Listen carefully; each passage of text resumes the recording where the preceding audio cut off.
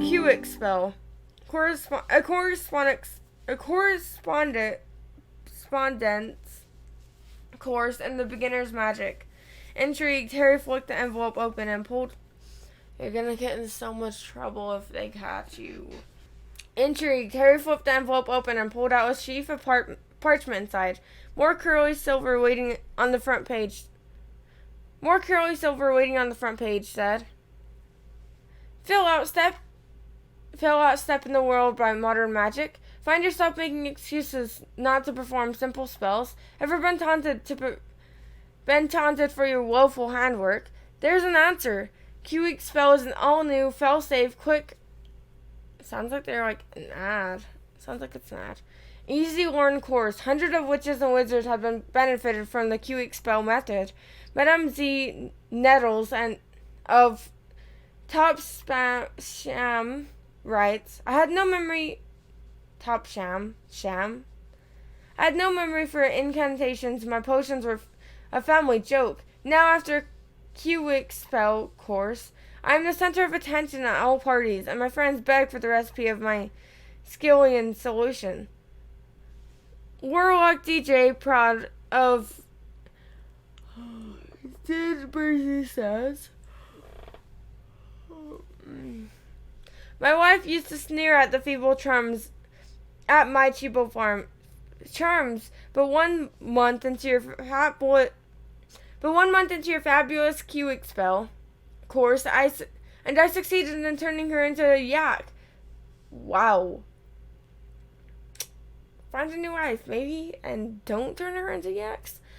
Thank you, Q-Expel. Fascinated, Harry thumbed through the rest of the envelope's contents. Why on earth did Filch want a Q-Expel course? Did this mean he wasn't a proper wizard?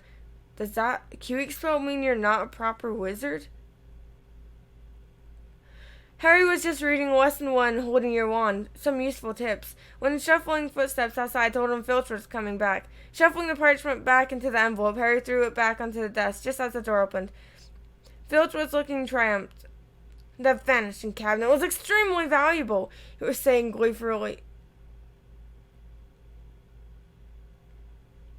That vanishing cabinet was extremely valuable, he was saying gleefully to Mrs. Norris. We'll have Peeves out this time, my sweet. His eyes fell on Harry and then darted to a Q envelope, which, Harry realized too late, was lying 2 feet away from where it had started. Filch's pasty face went brick red. Harry braced himself for a tidal wave of fury. Filch hobbled across his desk, snatched up the envelope, and threw it into a drawer. Did you read? He sputtered. No, Harry lied quickly. Filch's knobbly hands were twisting together. If I thought you'd read my private, not that it's mine, for a friend, be it that it may, however. Harry was staring at him, alarmed. Filch had never looked madder. His eyes were popping. A tick was going in one of his pouchy cheeks, and the tartan scarf didn't help. Very well, go, and don't breathe a word, not that, however, if you didn't read. Go now, and I'll write up Peeves' report. Go! Amazed at his luck, Harry sped out of the office, up the corridors, and back upstairs to escape from Filch's office without punishment. Office without punishment was probably some kind of school record. Harry, did it work? Nearly Headless Rick came gliding out of the classroom. Behind him, Harry could see the wreckage of a large black and gold cabinet that appeared to have been dropped from a great height. I persuaded Peeves to crash it right over Filch's office, said Nick eagerly. Thought it might distract him. Was that you? Said Harry gratefully. Yeah, it worked. I didn't even get detention. Thanks, Nick. They set off up the corridor together. Nearly Headless Rick. Nick, Harry noticed, was still holding Sir Patrick's rejection letter. I wish there was something I could do for you about the Headless Hunt, said Harry. Harry said. Nearly Headless Nick stopped in his track, and Harry walked right through him. He wished he hadn't. It was like stepping through an icy shower. But there is something you could do for me, said Nick excitedly. Harry, would I be asking too much? But no, you wouldn't want... What is it? Harry said. Well, this Halloween will be 500th Death Day. Will be my 500th Death Day, said Nearly Headless Nick, drawing himself up to dignified. "Oh," said Harry, not sure whether he should look sorry or happy about this. "Right. I'm helping. I'm holding a party down in one of the roomier dungeons. Friends will be coming from all over the country. It would be such an honor if you could attend. Mr. Weasley and Miss Granger would be most welcome. Mr. Weasley and Miss Granger would be most welcome too, of course.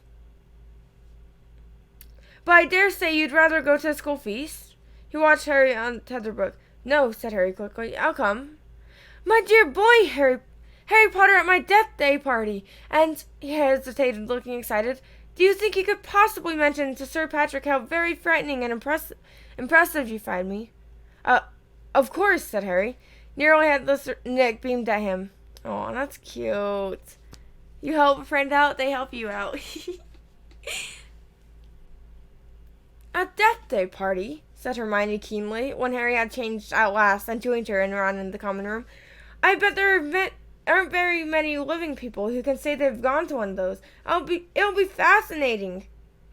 Why would anyone want to celebrate the day they died?" said Ron, who was halfway through the potions homework and grumpy. "Sounds dead depressing to me." Rain was still lashing at the windows, which were now inky black, but inside the air looked bright and cheerful. The firelight glowed over the countless squashy armchairs where people sat reading, talking, doing homework, or, in case of Fred and George Weasley, trying to find out what could happen if you fed a filibuster firework to a salamander Fred had rescued, the brilliant orange fire-dwelling lizard from a Care Magical Creatures class, and it was now smoldering gently at the table surrounded by a knot of curious people. No, don't do that to animals.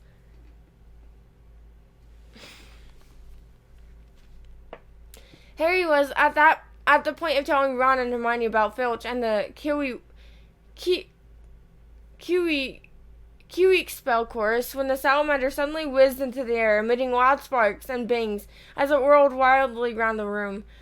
The sight of Percy bellowing himself hoarse at Fred and George, the spectacular display of tangerine stars showing from the salamander's mouth, and its escape into the fire with accompanying explosions drove both Filch and Kiwi's envelope from Harry's mind. By the time Halloween arrived, Harry was regretting the rash promise to go to the Death Day party. The rest of the school was happily anticipating their Halloween feast.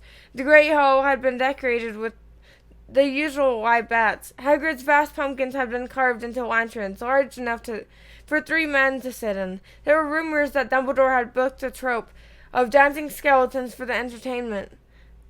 "A promise is a promise," Harry reminded Harry bossily. "You said you'd go to the Death Day party." So at 7 o'clock, Harry, Ron, and Hermione walked straight past the doorway into the packed Grey Hall, which was glittering invitingly with gold plates and candles, and directed their steps instead towards the dungeons. It always seems that, like, when you want to go to something, it seems so much more extravagant.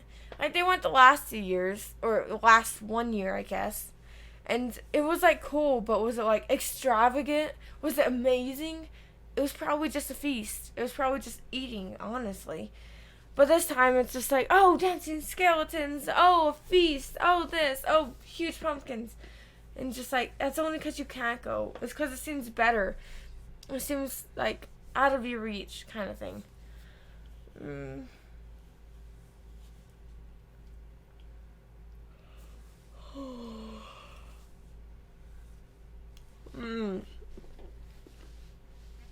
The passageway leading to Nearly Headless Nick's party had been lined with candles too, though the effect was far from cheerful. These were long, thin, jet-black tapers, all burning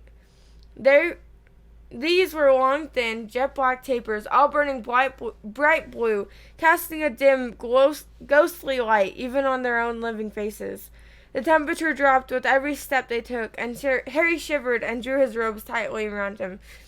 He heard what sounded like 1,000 fingernails scraping an enormous blackboard. "Is that supposed to be music?" Ron whispered.